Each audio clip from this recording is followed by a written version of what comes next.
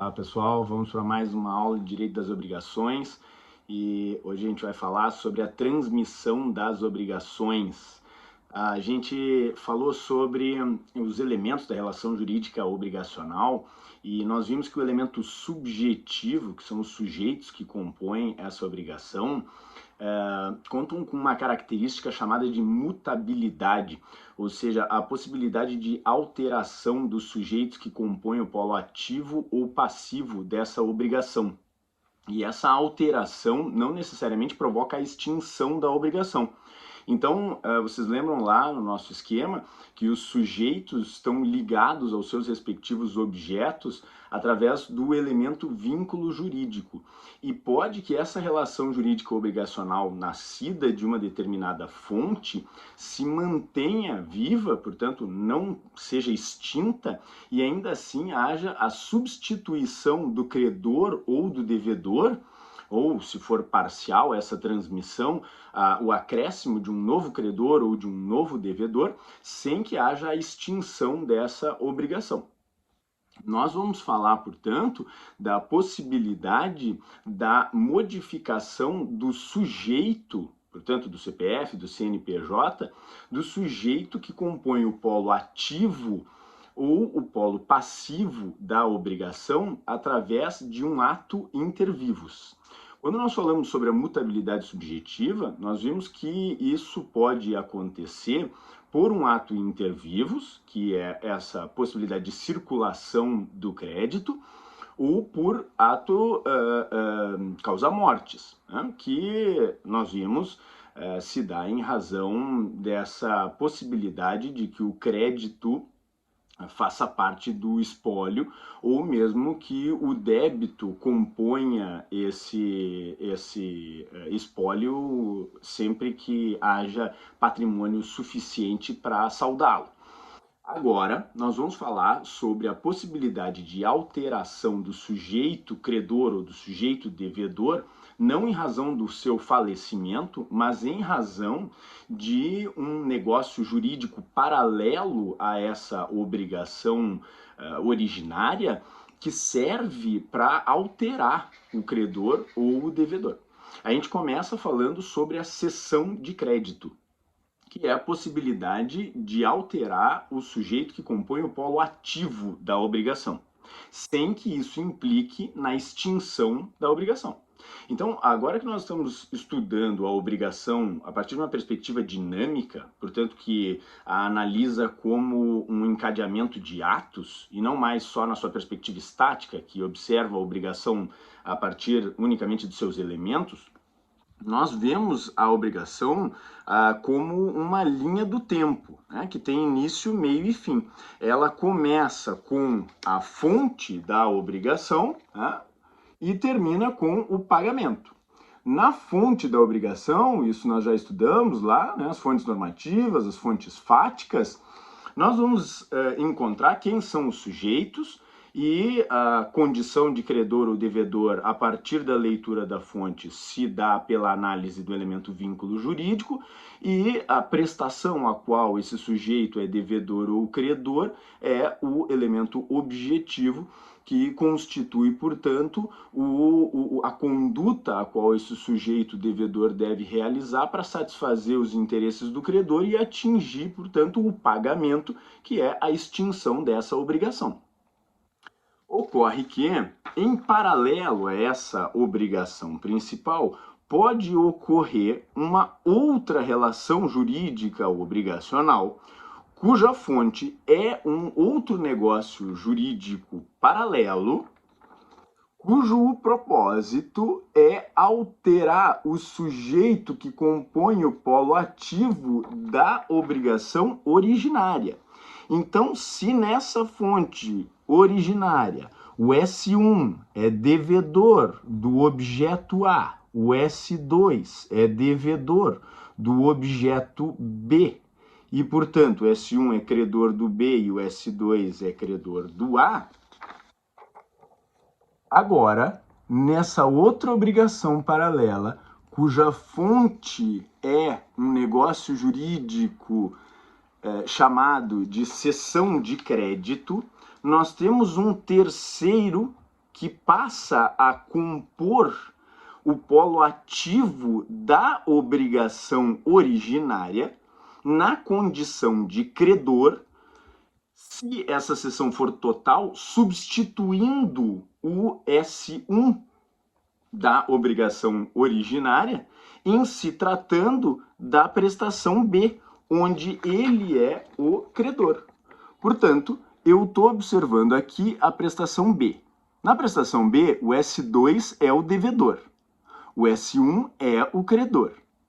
O S1 é titular do direito de crédito no que diz respeito à prestação B. Se eu sou titular do direito real sobre a caneta, eu posso vender a caneta. Se eu sou titular de um direito de crédito, eu posso vender o meu crédito. Vender de um precatório, por exemplo. Se eu tenho um precatório para receber do Estado de R$1.000, eu posso vender esse precatório. Claro que nunca troquem um direito real por um direito obrigacional, a não ser que vale a pena. Isso faz parte da negociação, afinal eu não tenho a disponibilidade, como acontece com o direito real. Então, se eu tenho R$1.000 para receber em um precatório e eu quero vendê-lo, quem vai comprar esse precatório vai pagar R$500 por ele, digamos. Por quê? Porque ele só vai receber adiante, e corre o risco de não receber, talvez, se for um crédito com alguém que eventualmente tenha dificuldades para pagar, não sabe quando vai receber, então há um risco. É por isso que eu pago a menos. Então, esse terceiro, que passa a ser o novo credor, paga um determinado valor para comprar a condição de credor nessa obrigação.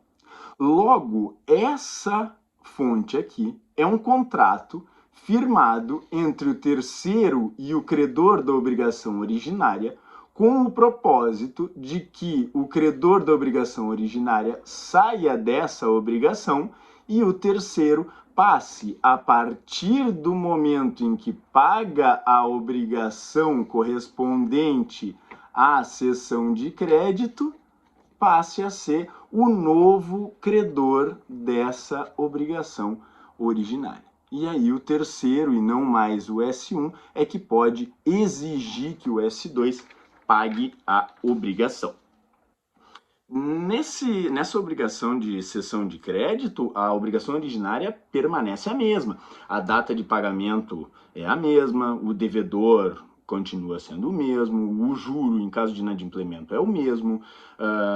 Mesmo que a obrigação já esteja inadimplida, é possível que haja cessão de crédito e aí os encargos, os juros de mora, o índice de correção são exatamente os mesmos, porque a obrigação é a mesma. E é por isso que a gente não pode confundir cessão de crédito com novação subjetiva. Na novação subjetiva, eu, nesse nosso exemplo aqui, estaria, a bem da verdade, fazendo o seguinte. Vamos criar um outro exemplo aqui, onde eu tenho uma novação subjetiva. Se eu tivesse uma novação subjetiva, o que ocorreria, a bem da verdade, é que, no exemplo da novação, em fazendo uma novação, a partir do momento em que a novação passa a ter efeitos, eu vou extinguir a obrigação originária e passa a valer a nova obrigação. E aí com novas condições, com um novo juro, o sujeito é novo, porque a novação é subjetiva e eu posso alterar o que eu quiser. Na cessão de crédito, a obrigação é absolutamente a mesma. O que eu estou mudando é tão somente o sujeito, CPF, CNPJ, do sujeito que compõe o polo ativo dessa obrigação. O que acontece? Na obrigação originária, eu chamo o S1, no que diz respeito à prestação B, de credor, e o S2 de devedor. Nessa obrigação aqui, o terceiro eu vou chamar de credor, porque ele é credor da condição de credor na obrigação originária. Enquanto que o S1, que na obrigação originária é o credor, na cessão de crédito é o devedor da condição de credor na obrigação originária.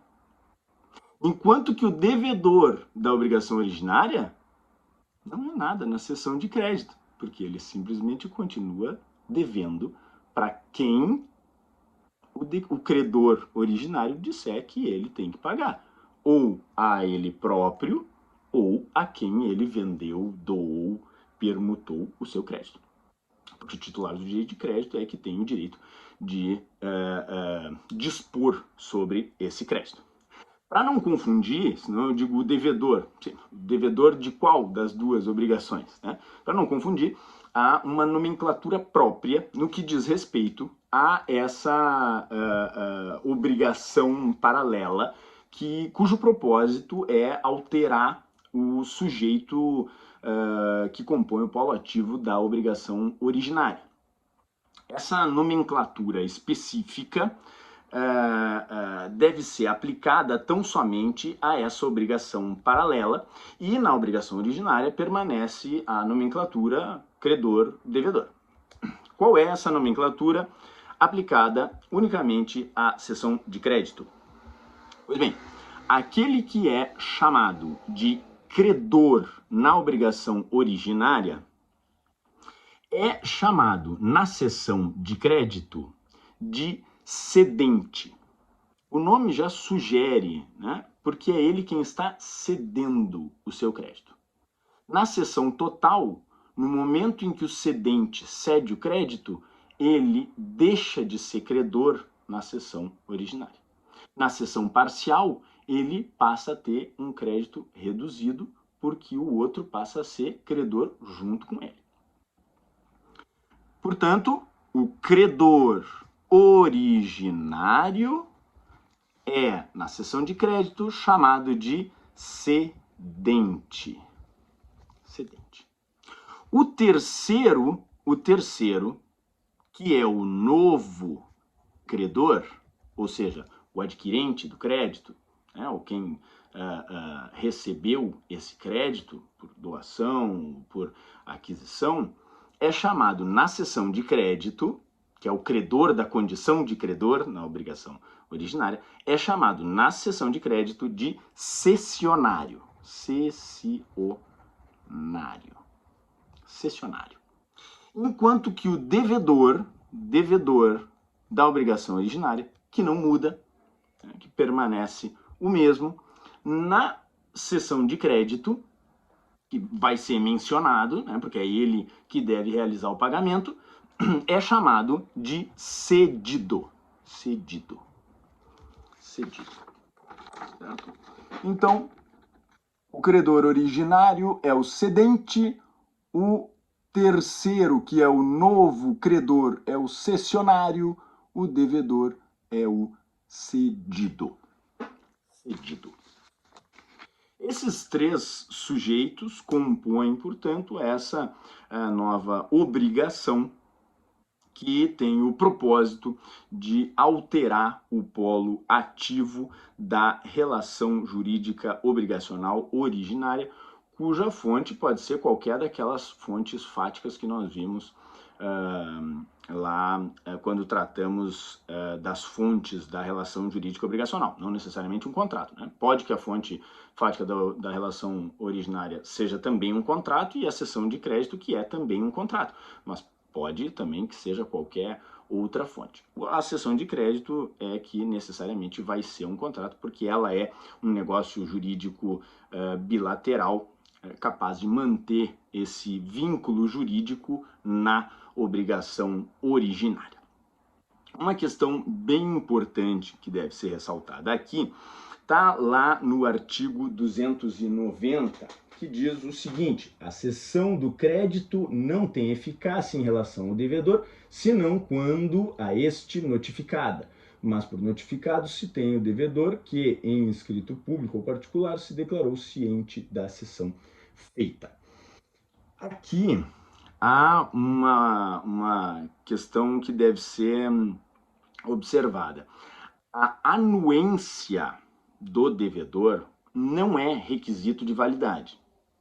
Portanto, não pode o cedido se opor à cessão. Então, não pode que o devedor da obrigação originária diga: ah, não, eu só pago para o cedente. Esse cessionário, esse terceiro eu não conheço, não quero ser devedor dele. Ele não pode se opor. Ele paga para quem o credor disser que ele tem que pagar, porque o titular do direito de crédito é o credor e ele dispõe sobre o seu crédito da maneira que ele bem entender. Se ele está precisando de dinheiro e ele não pode ainda exigir o pagamento desse crédito porque a dívida não está vencida, ele pode vender o seu crédito. Vai perder dinheiro com isso, como a gente falou no deságio ali da venda do precatório? Vai, mas ainda assim, se ele está precisando de liquidez no momento, ele vende o crédito e passa para o cessionário, que é quem vai poder então passar a exigir. Agora, a notificação, ou seja, a ciência, o conhecimento do devedor acerca da cessão de crédito é fator de eficácia.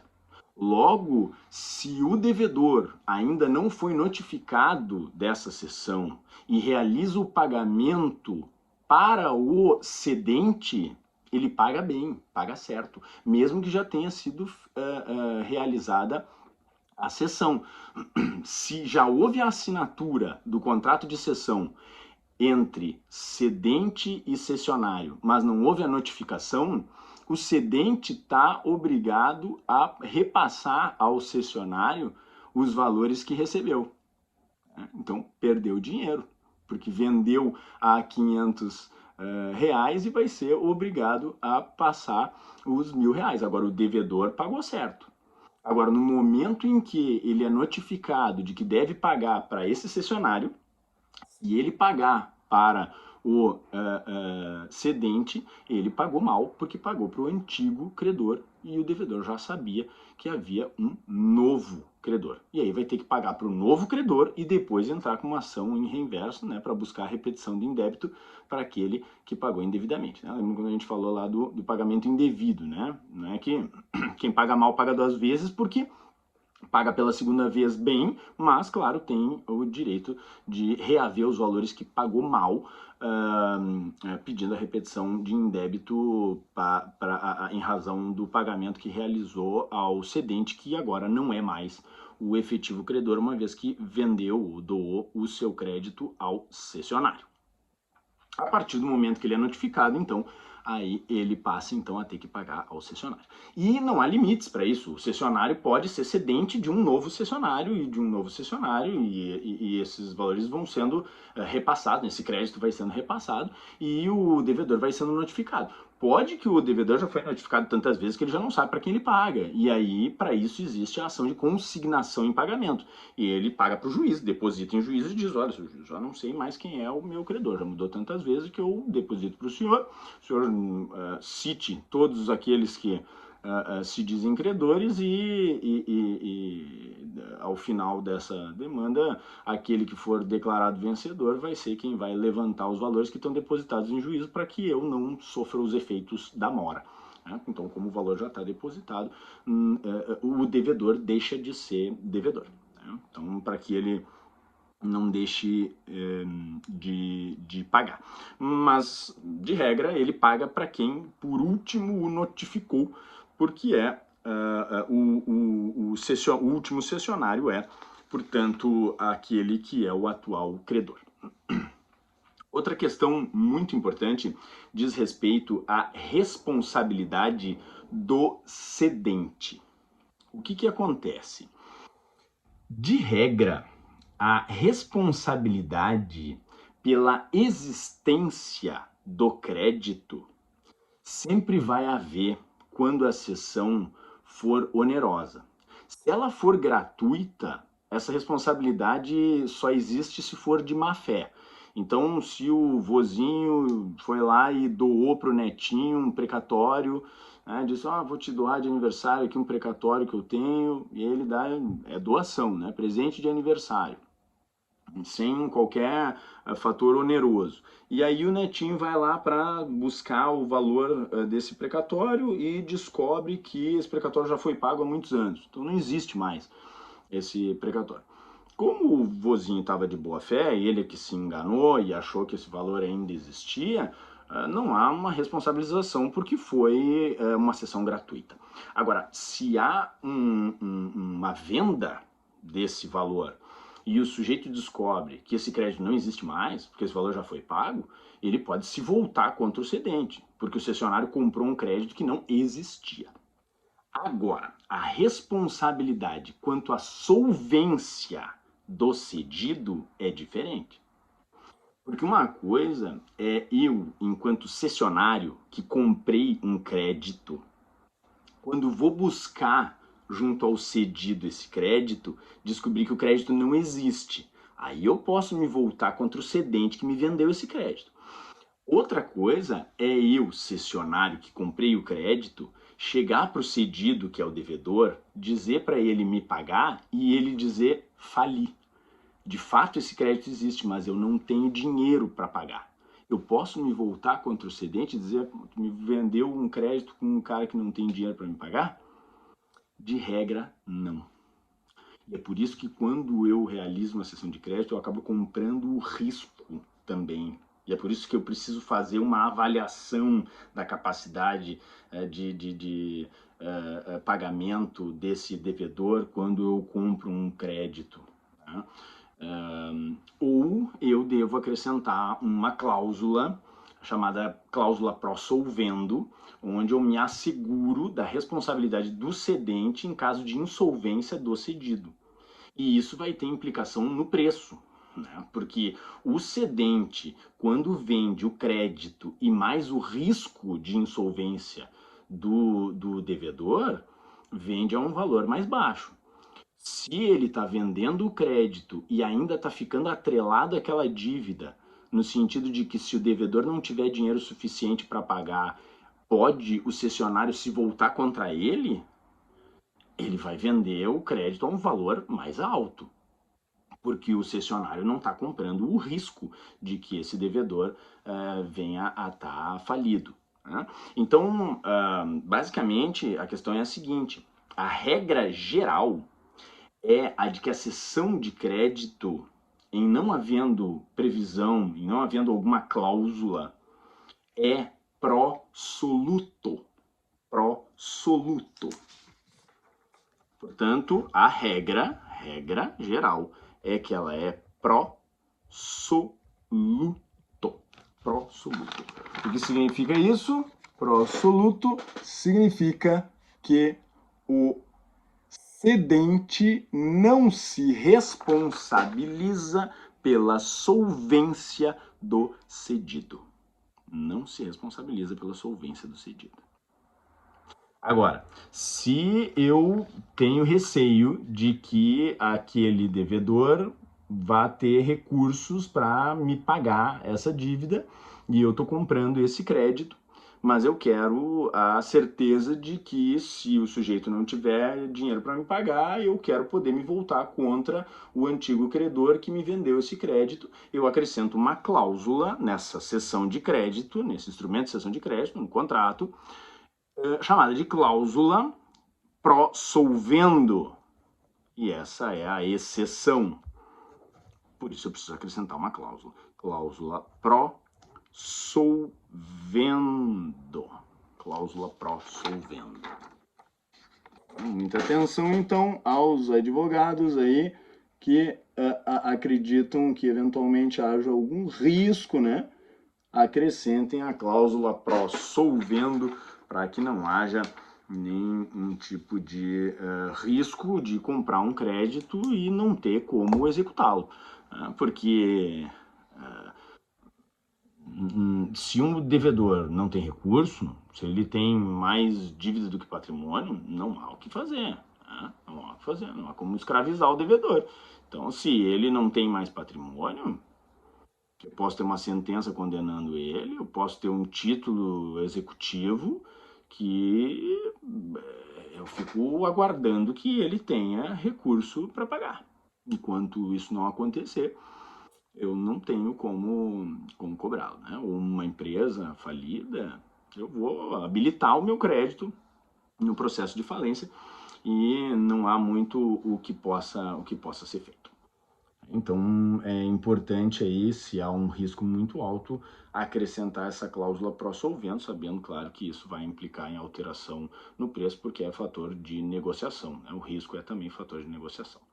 Um último fator contra a cessão de crédito diz respeito aos créditos que não podem ser cedidos, e isso já está no primeiro dos artigos ali que tratam da cessão, que é o 286, artigo 286, que é o que diz: o credor pode ceder o seu crédito se a isso não se opuser a natureza da obrigação.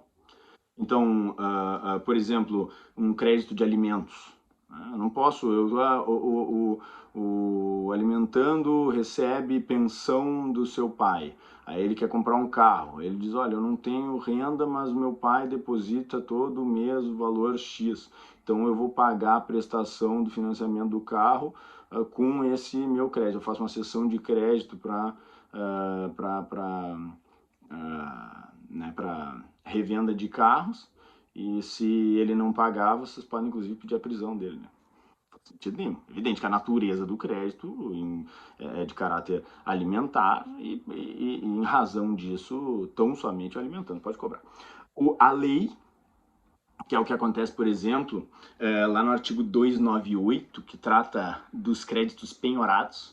Então, se há se o sujeito tem um crédito de R$ 1.000, tá? E está cobrando esse crédito em um determinado processo, mas ele é cobrado em outro processo, onde ele é devedor e não credor, de R$ 1.000, e o credor dele nesse outro processo penhorou o crédito desse processo, ele não pode ceder o crédito. É mais ou menos o que acontece com o depositário infiel, né? Se eu tenho um carro e esse carro está garantindo o pagamento de uma dívida, eu não posso vender o carro. É a mesma coisa que acontece com um crédito. Se eu tenho um crédito e esse crédito, essa condição de credor, garante o pagamento de uma outra dívida, porque quando o devedor me pagar, eu tenho que pegar esse dinheiro e entregar para um outro credor meu, porque eu sou credor aqui, mas eu sou devedor lá, então eu também não posso vender esse meu crédito, assim como eu não posso vender o carro que está garantindo uma outra dívida, porque esse crédito está garantindo uma outra dívida.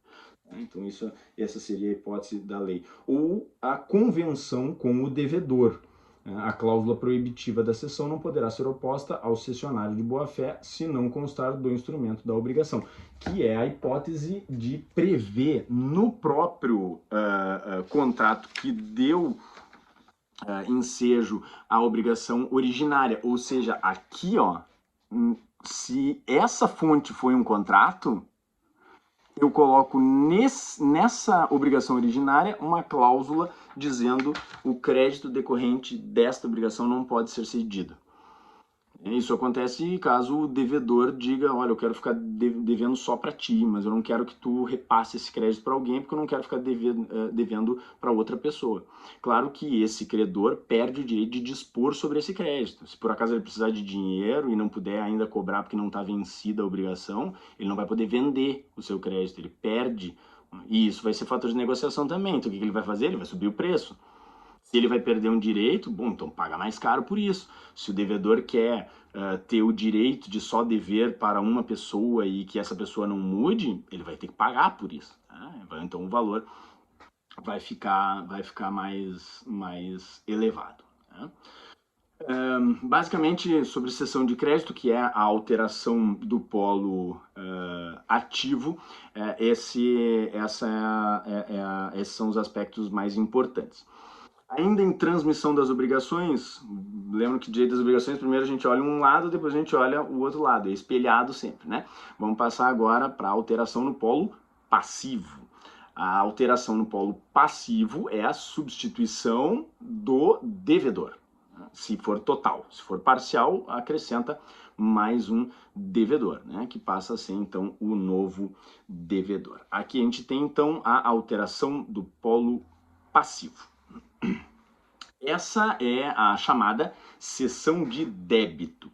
Eu gosto de chamar de assunção de débito ou assunção de dívida, porque crédito se cede, dívida se assume. Né? Ceder uma dívida não me parece uma terminologia muito adequada. Me parece melhor usar a expressão assunção de débito. Mas, de qualquer modo, se vocês virem nos livros seção de débito, seção de dívida, é a mesma coisa. Ela é basicamente a possibilidade de que um terceiro, que é o chamado assuntor, assuma a dívida no lugar do devedor originário. Muita atenção para um detalhe. Assunção de débito não é a mesma coisa que pagamento por terceiro. Por quê? Uma coisa é eu chego numa obrigação onde tem o credor e o devedor e digo para o credor: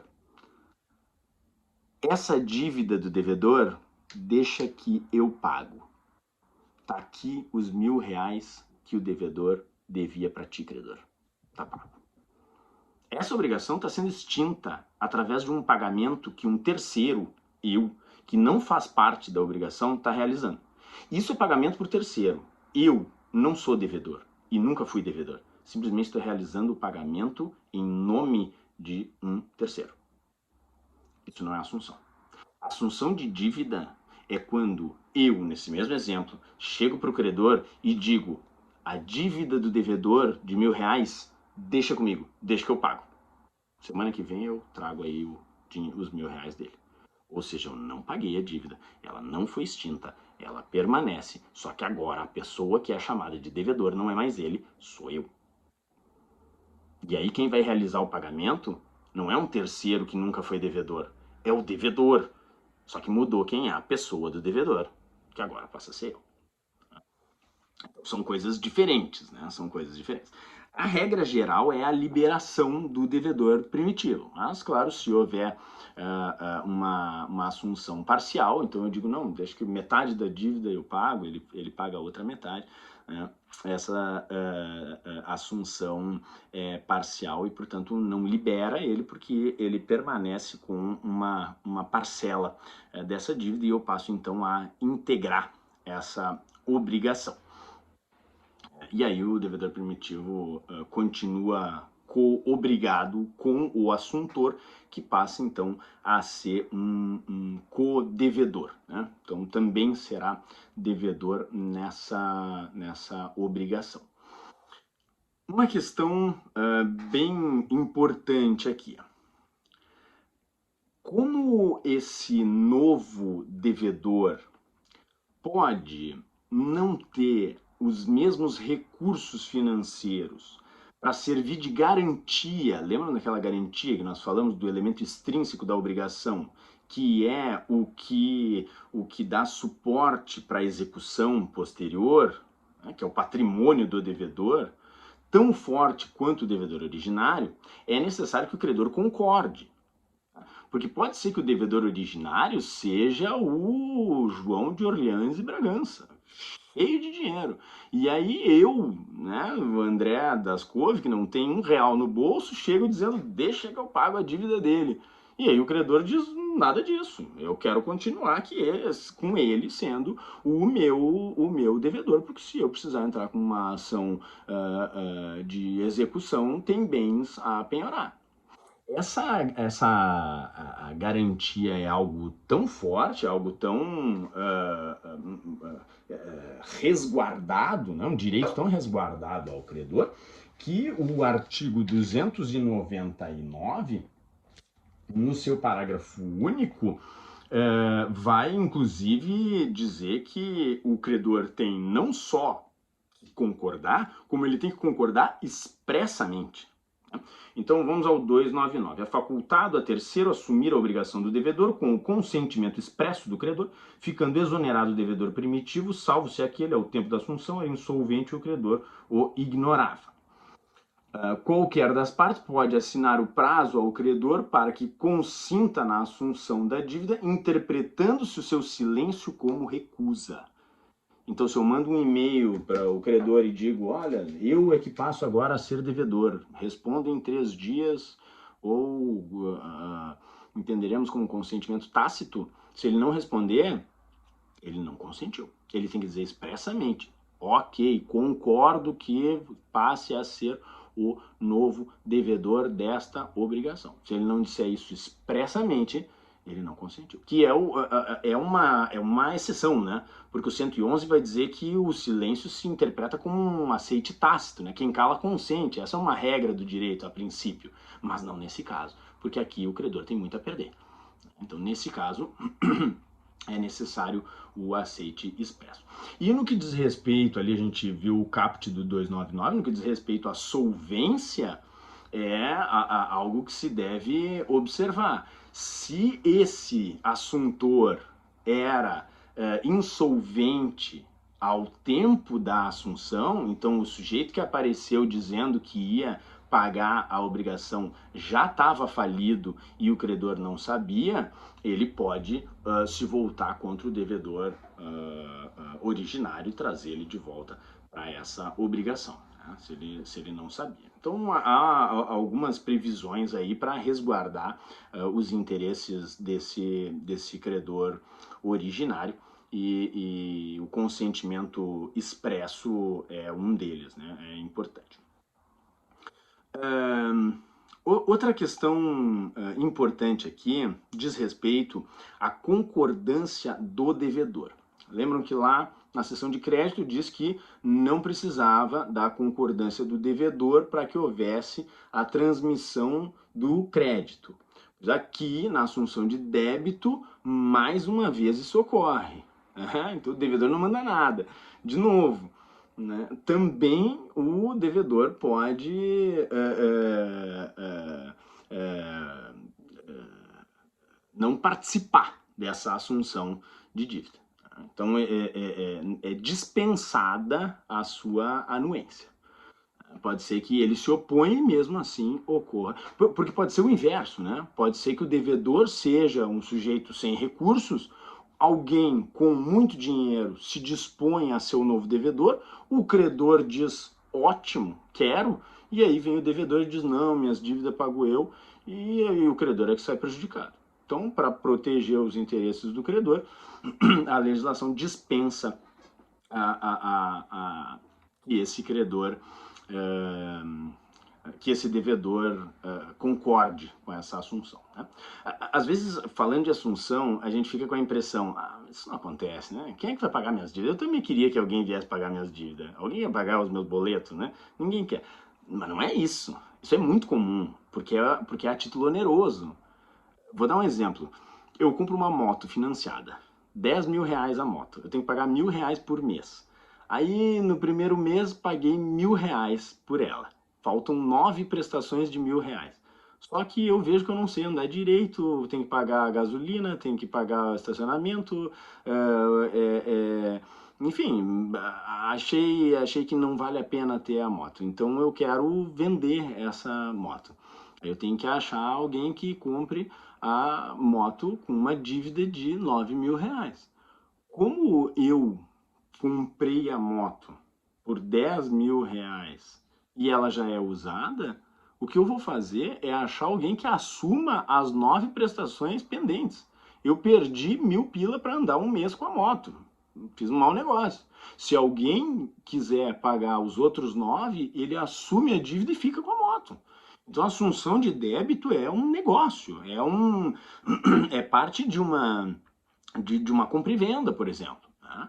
Então é bastante comum. Ou, claro, pode acontecer que seja também um terceiro que assume a obrigação, um pai que decide pagar a dívida do seu filho. Também pode ser algo a título gratuito, né? Nada impede que seja a título gratuito. Um detalhe bem importante aqui diz respeito, inclusive, às espécies, né? As espécies, a classificação da assunção, ela é baseada na concordância ou não do devedor. Por quê? Porque existem duas espécies de assunção de dívida. A primeira delas é chamada de assunção de dívida por delegação. E ela é um contrato realizado entre o terceiro, que é o assuntor, e o próprio devedor, que é o caso da moto. Então eu que comprei a moto, que não quero mais a moto, faço um contrato com o terceiro que está comprando a moto de mim, dizendo que eu estou passando a dívida para ele e o credor, que é o banco que financiou essa moto, tem que concordar. Porque agora, se o novo devedor não pagar, o banco vai ter que executar o novo. Né? Então vai ter que ter toda uma verificação da capacidade de reembolso dele, né? Verificação de crédito do novo devedor. Essa é por delegação, é o mais comum. Mas pode acontecer a segunda espécie, que é chamada por expromissão. Qual é por expromissão?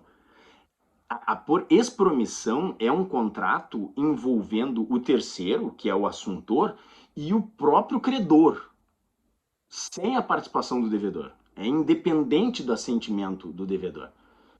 Então é quando o assuntor procura o próprio credor.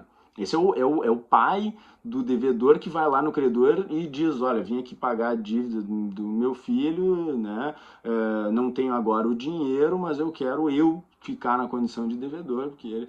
Vamos pegar um exemplo, alguém bate no meu carro e foge.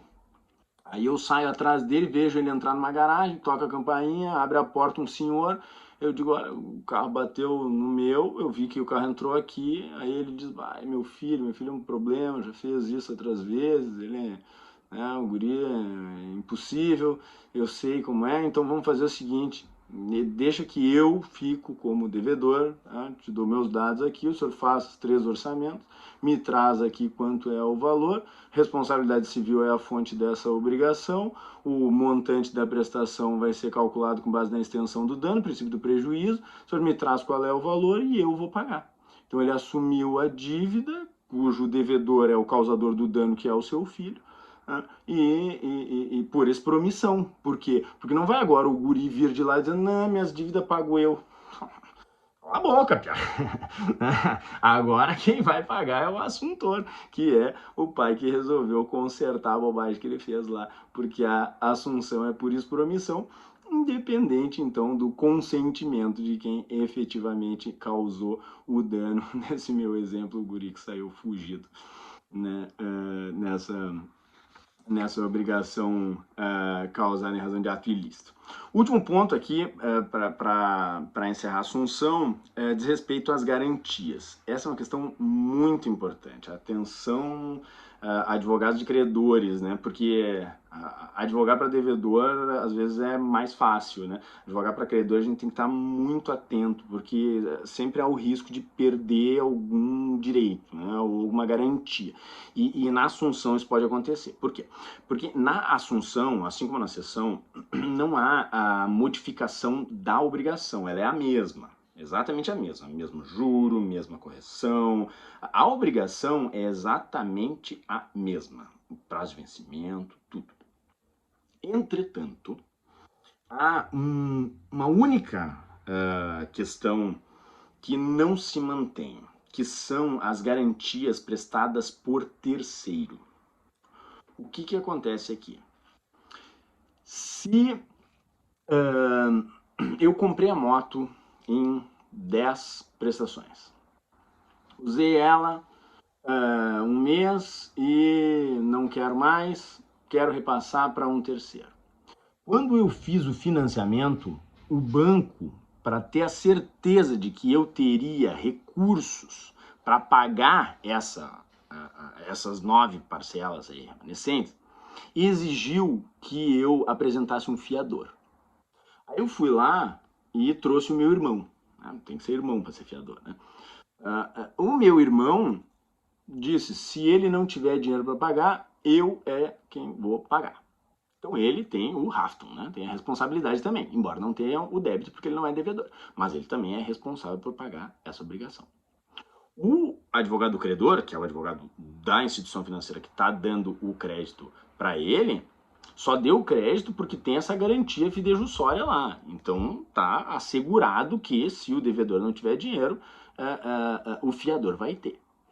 Se na hora de avaliar o crédito do comprador da moto, que é quem vai ser o novo devedor das 9 prestações remanescentes, ou seja, o comprador da moto usada agora, se ele simplesmente assumir as 9 prestações pendentes e nada ficar ajustado nessa assunção de dívida no que diz respeito ao fiador, o devedor originário sai da obrigação e leva junto de mão dada o seu fiador, porque o irmão dele garantiu o pagamento da dívida do seu irmão.